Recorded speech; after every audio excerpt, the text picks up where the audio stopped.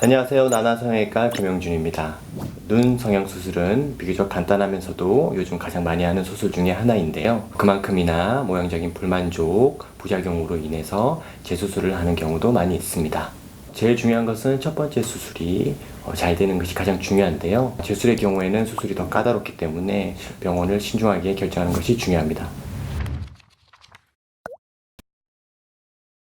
망했다 그러죠. 쌍꺼풀이 말도 안 되게 크게 소시지처럼 보이는 경우들이 간혹 있어요. 첫 번째는 쌍꺼풀을 너무 크게 잡은 거예요. 본인의 눈의 구조나 피부 두께나 지방이나 눈뜨는 힘에 맞춰서 적당한 크기, 잘 어울리는 라인의 크기를 잡아야 되는데 그런 거 없이 쌍꺼풀을 크게 잡게 되면 어색한 느낌의 쌍꺼풀이 나오게 돼요.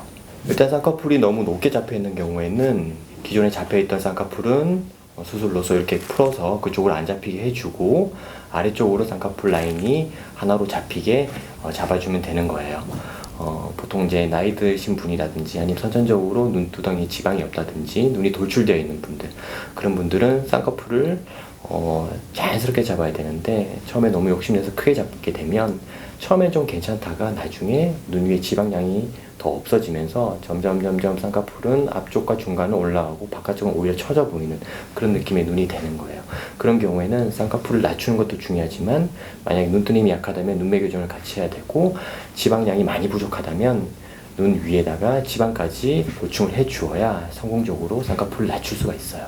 쌍꺼풀 라인을 너무 깊고 강하게 잡았을 때도 쌍꺼풀이 커지는 경우들이 많이 있어요. 보통 같은 크기의 쌍꺼풀을 잡더라도 그 부분을 너무 강하게 걸어버리게 되면 속눈썹이 들리면서 쌍꺼풀이 아주 커지는 경우들이 많이 있는데요. 그런 경우에는 재수술을 통해서 쌍꺼풀을 조금 느슨하게 자연스럽게 잡아주는 것이 중요해요. 쌍꺼풀은 무조건 큰 라인을 따라가게 돼요. 라인을 낮추는 거는 위쪽 라인을 무조건 따라가기 때문에 기존에 잡혀있던 위쪽 라인을 무조건 다 풀어줘야 돼요. 라인을 낮추는 거는 절개가 가장 좋아요. 쌍꺼풀 라인이 너무 낮게 된 것도 그 원인을 찾아야 되는데요. 처음부터 쌍꺼풀 라인을 너무 자연스럽게 너무 작게 잡았던 경우가 있고요. 제일 많은 경우 중에 하나가 쌍꺼풀 라인이 이전에는 컸는데 작아졌다고 하시는 분들이 있어요. 그거는 시간이 지나면서 쌍꺼풀 라인이 느슨해지거나 아니면 풀렸을 그런 경우들이 많이 있어요. 또 하나는 시간이 지나면서 잡았던 쌍꺼풀 라인 위로 피부나 눈썹이 내려와서 처져서 쌍꺼풀 라인이 덮이게 되는 경우들이 있어요.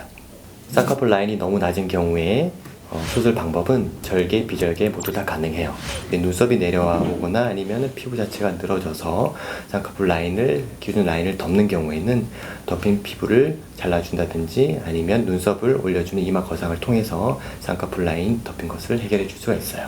이전에 절개를 했던 경우에는 사실은 절개를 해서 라인을 키우는 것이 가장 좋지만 조금 간단하게 원하시는 경우에 비절개로 잡아도 라인을 어느 정도 키울 수가 있어요.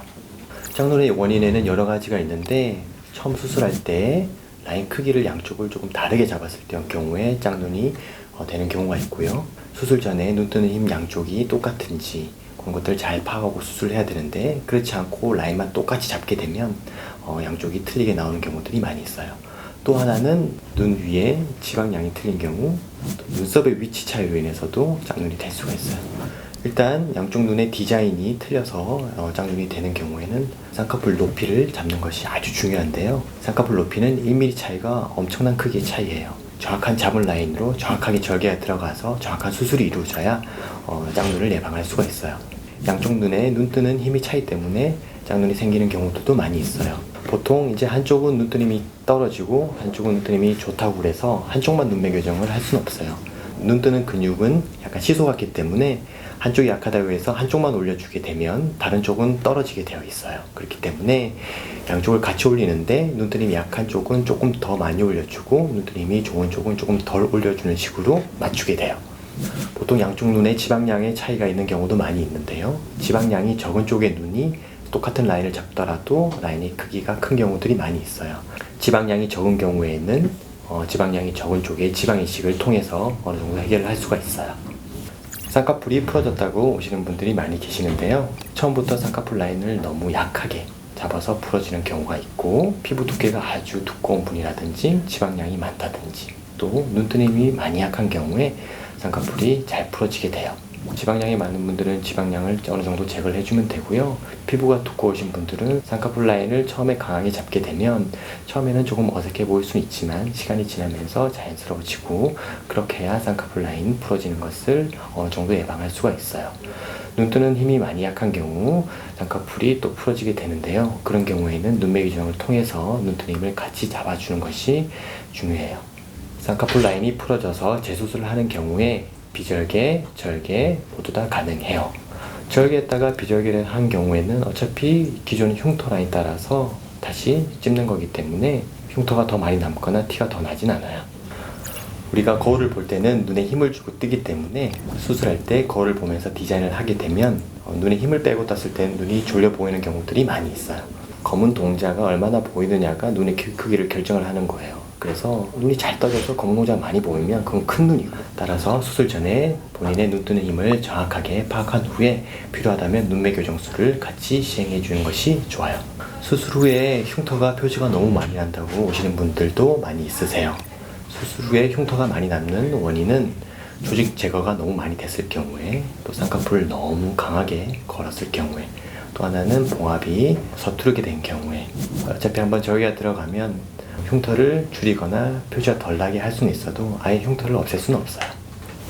흉터가 있는 부분을 최대한 제거한 후에 섬세하게 정교하게 봉합을 해주면 되는데요. 조직이 부족한 경우에는 쌍꺼풀 재수술을 통해서 조직까지 조금 보충해 준 다음에 다시 섬세하게 봉합을 해준다면 이전보다는 흉터를 확실히 줄일 수가 있어요. 꿀팁! 성형외과 전문의가 권해주는 수술 방법을 선택하세요.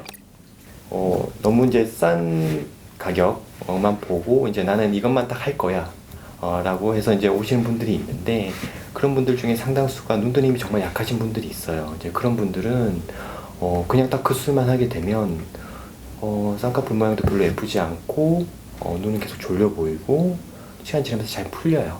결과가 제일 중요한 거니까 제일 좋은 결과를 낼 수 있는 그런 수술을 선택해서 받는 것이 중요하겠죠.